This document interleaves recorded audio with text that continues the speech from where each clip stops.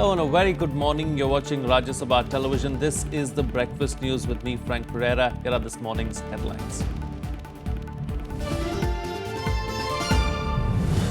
Union cabinet expansion today. 19 new faces expected to be inducted. Some ministers to be promoted.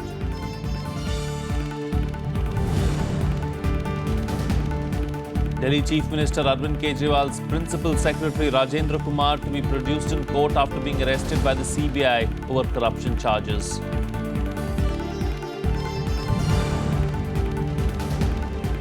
Multiple bomb attacks rock Saudi Arabia. 4 people killed at the Medina Mosque. Bombers also strike in Qatif and Jeddah.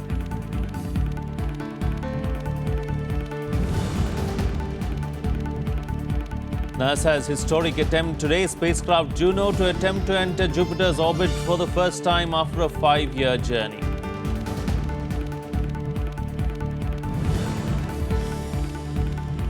And in Wimbledon, Sania Mirza and Martina Hingis cruise into the quarterfinals. Roger Federer, Andy Murray and the Williams sisters also through the quarters. Well, the much talked about expansion of the Union cabinet will take place today, and ahead of the changes in his team, Prime Minister Narendra Modi has said that it will reflect the budget focus and priorities. While talking, Modi met a group of journalists in Delhi on Monday where he talked about various other issues, including the Dhaka carnage. During the interaction, he referred to the expansion of his Council of Ministers. He also said that a 4-point agenda on minimum government for maximum governance was expeditious clearance of office files, improving ease of doing business, reduced time for cabinet note finalization, and government no longer working in silos. The second expansion of the Modi cabinet is likely to focus on poll-bound states of Uttar Pradesh and Uttarakhand, with some ruling party MPs also being sworn in as ministers of state. The much-awaited expansion of the Union cabinet will now finally take place on Tuesday at 11 a.m. It will be the second expansion of the Modi government after he came to power in May 2014. The exercise is likely to focus on the poll-bound states, specifically Uttar Pradesh. Sources say those who may get a berth include Anupriya Patel, an OBC MP from Uttar Pradesh belonging to NDA ally Apna Dal, Mahendra Nath Pandey, a BJP MP from Uttar Pradesh, and Krishan Raj, his party colleague from UP. SS Ahluwalia, a BJP MP from West Bengal, Vijay Goyal and PP Chaudhary, both MPs from Rajasthan, Purushottam Rupala from Gujarat, and Ajay Tamta, a Dalit MP from Uttarakhand, a state that will go to polls with Uttar Pradesh next year. RPI MP Ramdas Athawale confirmed his inclusion in the cabinet. उन्होंने हमको बताया कि भाई कल आपको शपथ लेनी है और इस बारे में मुझे बहुत बड़ी खुशी है कि भाई नरेंद्र मोदी जी और अमित शाह जी ने रिपब्लिकन पार्टी ऑफ इंडिया को एक बहुत ही अच्छी संधि देने का काम किया है. While sources say most of these will be inducted as ministers of state, a few ministers are likely to be dropped and inducted into the organization. However, top ministers are unlikely to be disturbed. Meanwhile, one of the oldest allies of BJP, the Shiv Sena, seemed unhappy at being offered MOS portfolios instead of cabinet ranks. राज्यमंत्री नाही अजूनही म्हणून म्हटलं ना की राज्यमंत्री गेल्या वेळेलाच देत होते, परंतु त्यावेळेला सुद्धा आधी केंद्रीय मंत्रिपद त्यांनी सांगितल्यानंतर राज्यमंत्री सांगितलं, म्हटलं मला असे तुकडे टाकले नकोय, जे काय होणार असेल ते सन्मानाने होऊ द्या, पण आम्ही लाचार म्हणून कोणाच्या दारामध्ये जाणार. The opposition seems to be unimpressed, calling it a futile exercise. I think that is a futile exercise. I think a reshuffle should be about merit, performance. And there are various ministries whose performance is much wanting, and you should focus on that instead of trying to showcase and do cosmetic changes to garner votes. Expand or contract. That is the PM's prerogative. But the people of India are looking for results. Including the Prime Minister, the Modi cabinet has 66 ministers currently, against a maximum of 82 who can be allowed. There is also a vacancy in the Council of Ministers after Sports Minister Sarbanand Sonowal became Chief Minister of Assam. With Pranab Goswami, Vishal Dahiya, Rajya Sabha TV, Delhi. Moving on now, Arvind Kejriwal's Principal Secretary Rajendra Kumar will be produced at the Patiala House Court today along with 4 others. Kumar was arrested by the CBI yesterday, more than 6 months after his office was raided by investigation agencies following reports of alleged misuse of power. Here's a report. After a day of interrogations, senior officers of the Arvind Kejriwal government, including Principal Secretary Rajendra Kumar, were arrested by the CBI on Monday in a 50 crore corruption case. Kumar is accused of abusing his official position by awarding 5 government tenders between 2007 and 2015 to a private firm, causing a loss of 12 crore rupees to the Delhi government. Deputy Secretary Tarun Sharma and owners of private firm Endeavour Systems were also taken into custody. The allegations relate to bribery and abuse of official position by the said senior civil servant and others to favor a Delhi-based private company in award of contracts of the Delhi government. Launching an all-out attack, the Delhi government accused the centre of paralysing Delhi government. Deputy Chief Minister Manish Sisodia accused Prime Minister Narendra Modi of taking revenge for Delhi poll loss. Principal Secretary to CM arrest हो गए, उनको arrest कर लिया गया. Deputy Secretary to Chief Minister उनको arrest कर लिया गया. Additional Secretary to Chief Minister Office उनको ट्रांसफर कर दिया गया. पूरे के पूरे चीफ मिनिस्टर ऑफिस को पैरालाइज करने के लिए नहीं किया जा रहा है. The opposition meanwhile has demanded Chief Minister Arvind Kejriwal to come out clean in the entire issue. जो लगातार करप्शन के बारे में बोलते रहे हैं कि हम करप्शन खत्म करेंगे, लेकिन उनकी नाक के नीचे मुख्यमंत्री के साथ बैठने वाले लोग लगातार दिल्ली के अंदर करप्शन कर रहे हैं, दिल्ली के पैसे को किस प्रकार से उड़ा रहे हैं और करप्शन को पनाह और संरक्षण दिल्ली के मुख्यमंत्री केजरीवाल दे रहे हैं. Rajendra Kumar, a 1989 batch IAS officer and IIT Kharagpur alumnus, was appointed Principal Secretary to the Chief Minister in February last year when the Aam Aadmi Party came to power for the second time. He also served as Principal Secretary to Kejriwal during his 49-day stint as the Chief Minister. The CBI had registered a case against Kumar and others in December last year. Bureau Report, Rajya Sabha TV. Delhi Chief Minister Arvind Kejriwal has accused the ruling SAD-BJP alliance in Punjab of indulging in communal politics. Addressing an Aam Aadmi Party rally in Punjab's Jalandhar, Kejriwal said that the Malerkotla sacrilege incident in which one of his party MLAs was named was politically motivated and being blown out of proportion by the Shiromani Akali Dal and the BJP government, with elections in the state around the corner. Switched to campaign mode for the assembly elections in Punjab next year, Arvind Kejriwal announced the party's youth manifesto on Sunday at a rally in Amritsar. Drug mafia Punjab के अंदर इसकी तस्करी कर रहा है. Drugs की 1 महीने के अंदर इनको जेल के अंदर डालना है दोस्तों. 1 महीने के अंदर ड्रग्स की सप्लाई पंजाब के अंदर बंद करनी है और ये केवल और केवल आम आदमी पार्टी कर सकती है. Moving on, now Finance Minister Arun Jaitley has said that indication of good rains will further boost the country's growth momentum. Speaking at an event in Raipur, Jaitley said that India was a sweet spot in the subdued global economy. The Finance Minister added that at a time when the global economy is slow, India is an example with its higher growth rate. He further said that India was the least impacted by Britain's decision to exit the European Union. He said that India's economy is robust and is capable of handling changes. आज तो परिस्थिति ये है पूरी विश्व की कि विश्व की विकास दर थोड़ा धीमी है, ग्लोबल ग्रोथ कमजोर है. जब पूरे विश्व में बड़े पैमाने की ग्रोथ वापस लौटेगी तो इसका प्रयोग और बड़ा होगा. ये साइकिल्स हैं, दुनिया में चलते हैं, इकोनॉमिक साइकिल्स हैं. उस बदलते साइकिल की एक प्रतीक्षा है. Moving on to some news on the rains now. The Met Department has issued an orange alert after heavy rains lashed many areas of Uttarakhand. The warning implies that people in the affected areas should prepare themselves for any contingency. Chief Minister Harish Rawat also reviewed rescue operations in the state. Here's more. Government agencies working round the clock to locate survivors in Uttarakhand, where a cloudburst on Friday washed away villages in Pithoragarh district. जो नुकसान हुआ था उसमें सबसे ज़्यादा नुकसान हमारा डीडीहट तहसील में हुआ। वहाँ पर जो डेथ्स हुई थी वो हमारे 12 तो डेड हैं और उसके अलावा जो है हमारे 12 मिसिंग लोग हैं जिनको अभी हम ढूंढ नहीं पाए हैं। उसके अलावा हमारे आमथल में एक जगह है बेरीनाग, वहाँ भी नुकसान हुआ था। तो काफ़ी ज़्यादा नुकसान हो चुका है अभी तक हमारे यहाँ। करीब 6 लोग गंभीर रूप से घायल हैं और उसके अलावा जो है करीब 9 लोग ऐसे हैं जो सामान्य रूप से घायल हुए हैं। तो रिलीफ वर्क चल रहा है। जो लोग के मकान ढह गए हैं उन लोगों को हमने शेल्टर्स दिए हुए हैं, उनको वहाँ पर खाना प्रोवाइड किया जा रहा है।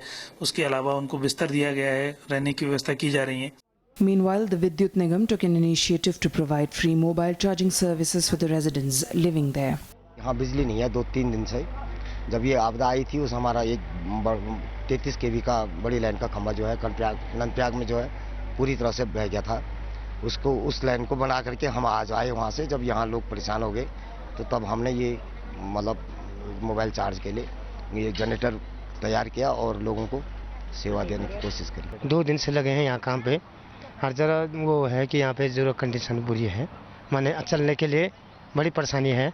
सारे महलों को बड़ी समस्या है।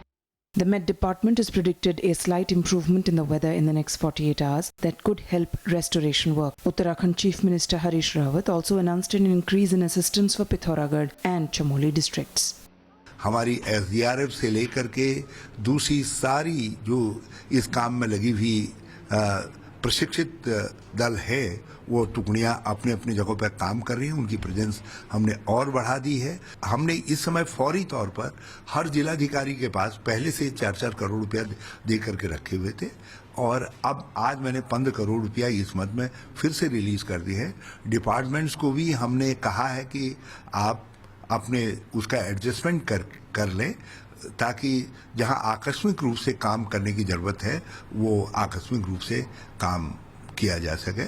Heavy rains lashed parts of Assam as more than 80,000 people have been affected by the latest wave of floods in Lakhimpur, Dhemaji, Nagaon and Jorhat district. According to the Assam State Disaster Management Authority, more than 4,100 hectares of crop have been damaged in the floods in these areas. The Met Department has warned extremely heavy rains in Assam, Meghalaya and very heavy rain in sub-Himalayan West Bengal, Sikkim, Jharkhand, Bihar and East Madhya Pradesh.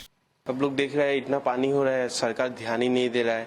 2-3 दिन से बारिश होता है, खाली पानी होता है। पानी ज़्यादा से ज़्यादा बहुत ज़्यादा होता है पानी। आदमी लोग जा ही नहीं सकता है, बाहर नहीं हो सकता है, इसीलिए बहुत प्रॉब्लम है। Temperatures in the national capital hovered below the normal levels after rains, but high humidity that shot up to 100% added to the discomfort of residents. Bureau Report, Rajya Sabha TV. Meanwhile, the Supreme Court on Monday reserved orders on a ban on the sale of diesel vehicles with engine capacity of 2000 cc or more in Delhi and the NCR. The automakers asked for such vehicles to be allowed again on payment of 1% of ex-showroom price as green cess. The centre, represented by Attorney General Mukul Rohatgi, asked a bench headed by Chief Justice T.S. Thakur for modification of the ban order while stating that imposing an environmental cess in lieu of lifting the ban could not be undertaken by a court. The top government lawyer said that the centre was willing to conduct a multi-pronged study on diesel vehicles' effect on environment and imposition of green cess and would come back to the court, and in the meantime, the stay on the registration of big diesel vehicles should be lifted. The Ministry of Heavy Industry and Public Enterprises, which supported the automobile giants' bid for modification of the order, however, opposed the court-mandated imposition of green cess on buyers of big diesel cars and SUVs. Well, Defence Minister Manohar Parrikar has mooted the idea of raising an all-women's battalion.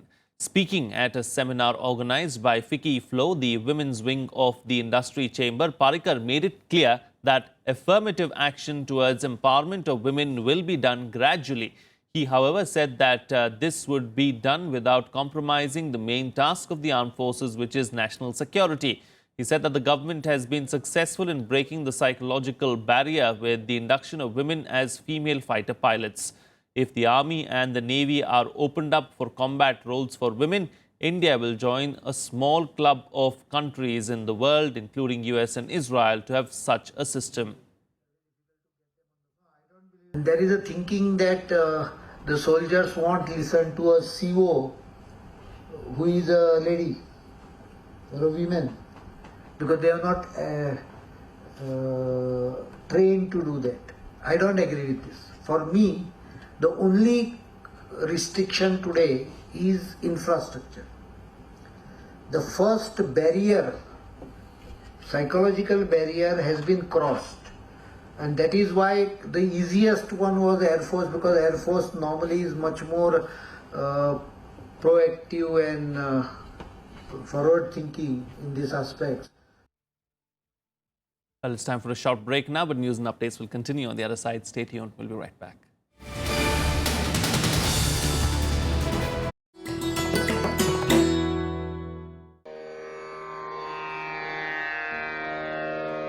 The sacred relics of Buddha were unearthed in Piprava in Uttar Pradesh. Buddhist monks from all over the world visit the National Museum to pay their respects. These charred bone fragments of Buddha are housed in the gold canopy gifted by the royal family of Thailand.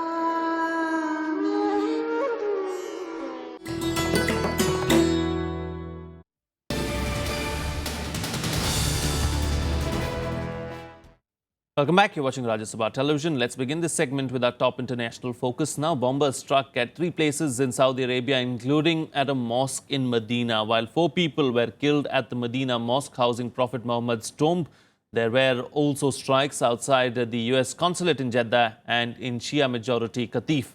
Analysts believe the string of assaults could be the work of the Islamic State terror group. Wave of terror as the holy month of Ramadan ends and Muslims prepare to celebrate the festival of Eid ul-Fitr. String of suicide bombings hit 3 Saudi Arabian cities over a 24-hour period. 2 of the attacks failed, but 4 people were killed in the third. All the attacks appear to be coordinated, targeting both Saudi security forces and Western interests. While no group has claimed responsibility, experts believe it is the handiwork of the Islamic State. The first attack occurred before dawn near the US consulate in Jeddah. The attacker was killed after detonating an explosive. 2 policemen were also injured in the attack. The second assault took place in Qatif in eastern Saudi Arabia, where a suicide bomber attempted to launch an attack at a Shiite mosque but failed, killing himself in the process. There were no injuries. The deadliest occurred in Medina, where a suicide bomber killed himself and 4 security officers and injured 5 others after he detonated his explosives after being stopped outside the Prophet's mosque. The mosque is the burial place of Prophet Muhammad and Medina, the second holiest city in Islam after Mecca. The strikes come after dramatic attacks last week in Bangladesh, Turkey, Yemen and Iraq that killed scores of people. They are claimed or thought to be carried out by Islamic State, as the group apparently looks beyond its strongholds in northern Iraq and Syria, following repeated defeats on the battlefield. Bureau Report, Rajya Sabha TV. Let's bring you a roundup of the other international news in our World Wrap.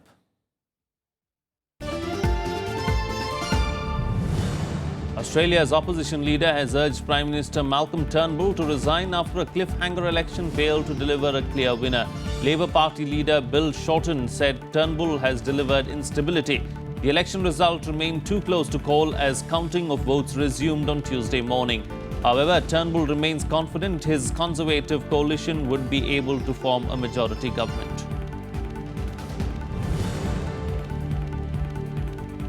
The number of people killed in Sunday's suicide bomb attack in the Iraqi capital Baghdad has risen to 165. The government has declared 3 days of mourning after the huge blast, which also injured 225 people.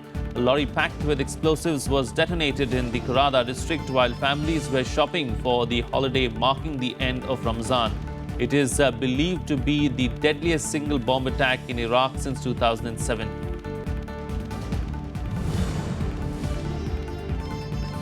UN Chief Ban Ki-moon has denounced Israel's decision to expand the construction of settlements in the West Bank and Jerusalem.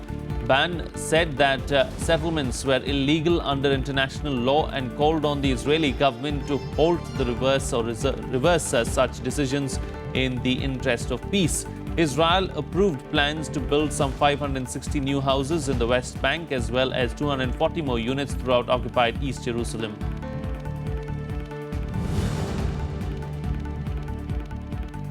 The leader of the right-wing UK Independence Party, Nigel Farage, announced he was stepping down after realising his ambition to win a vote for Britain to leave the EU. The June 23rd Brexit vote has the two main political parties into disarray, with the ruling Conservatives seeking a replacement for Prime Minister David Cameron and lawmakers from the main opposition, the Labour Party, voting to withdraw confidence in leader Jeremy Corbyn. Let's now shift focus to some sports news and begin with the latest from Wimbledon. Defending champions Sania Mirza and Martina Hingis demolished the challenge of Kristina Mikhail and Yelena Ostapenko to move into the quarterfinals of the championship. The top seed Indo-Swiss pair of Sania and Martina overpowered the American-Latvian combination 6-1, 6-0 in the third round contest that lasted just 46 minutes. In the men's singles, 2013 Wimbledon champion Andy Murray beat Australian Nick Kyrgios. Murray was able to fend off Kyrgios with surprising ease, winning 7-5, 6-1, 6-4 in a speedy 1 hour and 42 minutes. Meanwhile, Roger Federer sailed through to the quarterfinals after a straight sets victory over world number 29 Steve Johnson on a mission to build on his current record of 7 Wimbledon titles, which he shares with Pete Sampras. Federer never looked rattled by his 26-year-old opponent as he sailed through 6-2, 6-3, 7-5 in just 97 minutes. Meanwhile, in the women's singles, Serena Williams beat her opponent, two-time major champion Svetlana Kuznetsova 7-5, 6-0 to enter the quarterfinals. Sister Venus Williams also sailed into the quarterfinals with a 7-6, 6-4 win over 12th-seeded Carla Suarez Navarro. Oh, yes! She can do anything.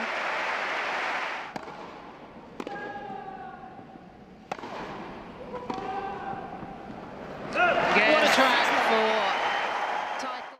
And some cricket news. Now, India's Test captain Virat Kohli has said that his priority is to win a series, whether at home or away.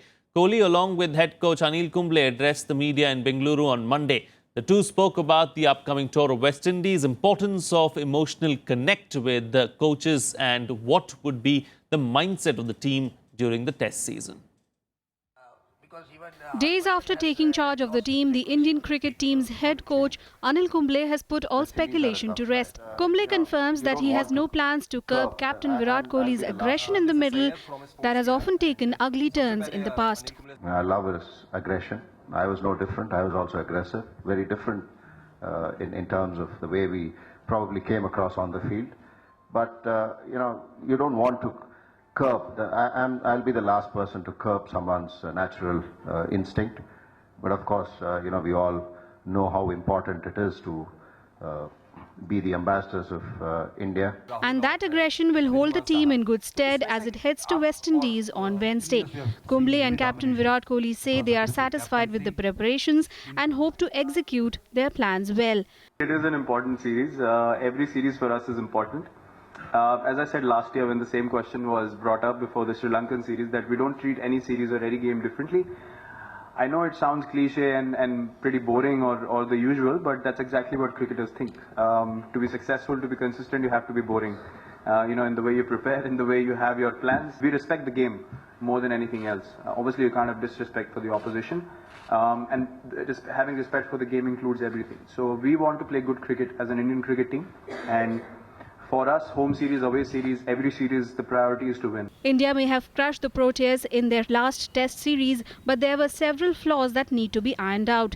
On turning pitches in India, the home batsmen have struggled to compete, and it is one of the aspects the team is focusing on. We have faults that we need to correct. We have some areas that we need to improve on.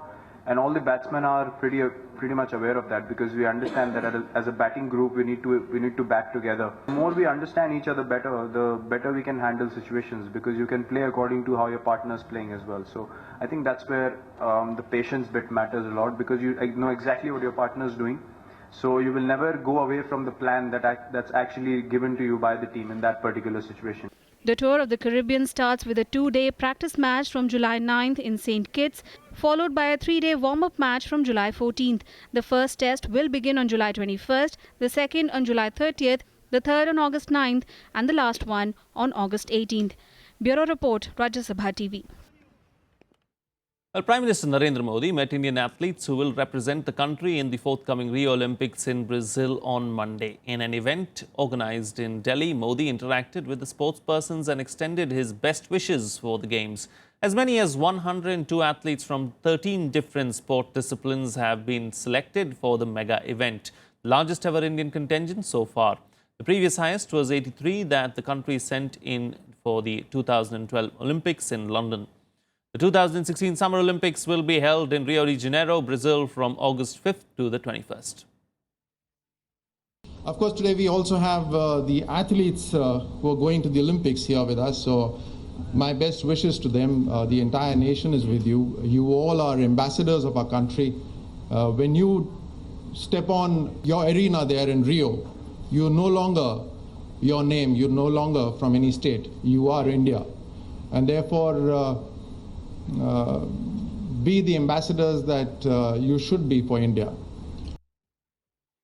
Here's a look now at some of the other overnight sports news in our sports beat. The Indian 4x100 meters women's relay team created a national record at the Kazakhstan Athletics Championships, clocking 43.42 seconds in Almaty on Monday. The relay team, consisting of Dati Chand, Sarbrani Nanda, H.M. Jyoti and Merlin Joseph, broke their own national record of 44.03 seconds, which they had created in the IAAF World Challenge in Beijing earlier in May. The Indian women's relay team won the silver medal, whereas host Kazakhstan bagged the top honour. Meanwhile, the Indian 4x100 meters men's relay team won the gold medal with a timing of 39.90 seconds. After winning the Grand Prix title at Canada, India's V. Sai Praneeth and doubles pair of Manu and Sumit will now set their eyes on the $120,000 US Open Grand Prix gold badminton tournament starting today. Praneeth defeated Korea's Lee Hyun-il 21-12, 21-10. Top seeds Manu and Sumit crashed at the local combine of Adria Liu and Toby Ing 21-8, 21-14 in a lopsided final to win the Grand Prix title. Mark Cavendish of Britain won his 28th Tour de France stage after a photo finish with Andre Greipel in Angers. The win drew the 31-year-old Manxman level with Frenchman Bernard Hinault's tally. There was initial confusion at the end of the 223.5 kilometer stage as Greipel celebrated before Cavendish was named the winner.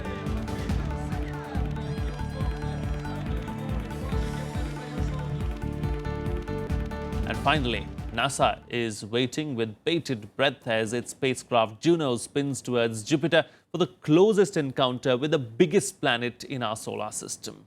The spacecraft is traveling at a speed of more than 2 lakh kilometers per hour towards Jupiter and is on a high-stakes mission to probe the origin of the solar system.